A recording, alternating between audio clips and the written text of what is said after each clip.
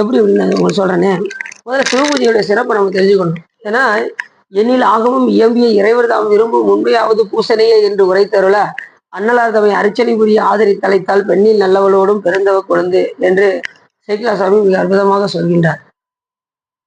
இறைவனே அவருக்கு விருப்பெல்லாம் கிடையாது. அவருக்கு ஒரு விருப்பு இருக்கு அப்படின்னா அது எல்லா உயிர்களும் சிவ பூஜை செய்ய வேண்டும் என்பது சிவபெருமானுடைய விருப்பம். அப்ப அந்த பூஜையை நம்ம பண்ணணுமா வேண்டாமா? கட்டாயமா பண்ணணும்ல. சிவபூஜை பண்ணணுமா வேண்டாமா? கண்டிப்பா பண்ணணும். எல்லா உயிர்களும் பண்ணணும். அதான் சிவபெருமானுடைய நோக்கம். எறும்பு கடை யானை ஈராக ஈசனை பூசித்தும் நற்கதி கண்டும் தேரா பேய்கள் அப்படிங்கிறாரு. எறும்பு பூஜை பண்ணியிருக்கு எறும்பியூர்ல, யானை பூஜை பண்ணியிருக்கு திரு ஆனைக்காவுல, காகம் பூஜை பண்ணியிருக்கு திரு குரங்கணில் கூட்டத்துல, அணில் பூஜை பண்ணியிருக்கு, குரங்கு பூஜை பண்ணியிருக்கு. இப்படி 5 அறிவு படைத்த விலங்குகளே சிவபூஜை செய்தால், இப்போ 6 அறிவு படைத்த நாம சிவபூஜை செய்யலைன்னா என்ன ஆயிரும்? அந்த விலங்கை விட நம்ம கீழான நிலைக்கு போயிடுவோம். அப்படி அல்லாமல் நாம் என்ன செய்ய வேண்டும் என்றால், எப்படியாவது இந்த சிவபூஜையை தெரிந்து கொண்டு நாம் எப்படி செஞ்சாலும் அன்போட செய்யணும். அது ஒண்ணுதான் ரொம்ப முக்கியம். சில தவறுகள் வரத்தான் செய்யும்.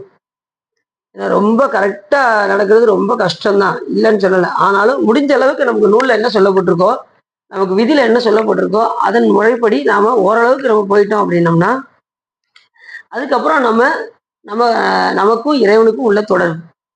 இப்ப நம்ம எப்படி பூசை பண்றோங்கிறது யாருக்கு தெரியும்? சாமிக்கு மட்டும்தான் தெரியும். அது கரெக்டா பண்றோமா பண்ணலையாங்கிறது யாருக்கு தெரியும்? சாமிக்கு தான். கடைசி நாம என்ன செய்வோம் அப்படின்னா, எப்படி தவறு செய்யத்தான் செய்வோம். கடைசி என்ன செய்வோம் அப்படின்னா, ஓம் அகோராய நம அப்படிங்கிற மந்திரத்தை 28 முறை சொல்லிட்டோம்னா, நீங்க என்ன தப்பு செஞ்சாலும் அது நீ இப்ப குழந்தை தப்பு செய்யத்தான் செய்யும். தகப்பனார் அதுதான் என்ன செய்வாரு? இப்படிலாம் செய்யக்கூடாதுப்பா அப்படின்னு அன்பா திருத்துவார். அதே போலதான் சாமி நம்ம தவறா செஞ்சாலும் கூட ஒவ்வொரு அடியார் மூலியமா நமக்கு இப்படி செய்யணும் அப்படி செய்யணும் நமக்கு நாள் போக போக போக நமக்கு சாமி உணர்த்திக்கிட்டே இருப்பார். ஆனா எப்படியாவது என்ன பண்ணிடணும்? சிவ பூஜை செஞ்சிடணும். அதுதான் ரொம்ப முக்கியம். சிவதீட்சை பெற்றுக்கொண்டு சிவ பூஜை செய்தாலொழிய முக்தி சித்தியாகாதுன்னு ஆர்வங்களால. அப்ப சிவ பூஜை கட்டாயமா நம்ம செய்யணும்.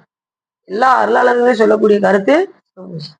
இதை மாணிக்கவாச பெருமான்னு சொல்றாரு, புவனியில் போய் பிறவாமையில் நாள் நாம் போக்குகின்றோம் அவமே இந்த பூமி சிவன் உய்ய கொள்கின்றவாறு என்று நோக்கி திருப்பெரும் துறை உறைவாய் திருமாலாம் அவன் விருப்பு எய்தவும் மலரவன் ஆசை படரவும் அலர்ந்தவை கருணையும் நீயும் அவனியில் புகுந்து எம்மை ஆட்கொள்ள வல்லாய் ஆரமுதே பள்ளி எழுந்து அருளாயே அப்படின்னு யார் சொல்றா? மாணிக்கவாச பெருமான் சொல்றார்.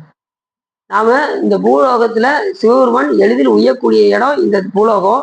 அங்க போய் பிறந்து சிவபூஜை செய்யாமல் இப்படி நம்ம காலத்தை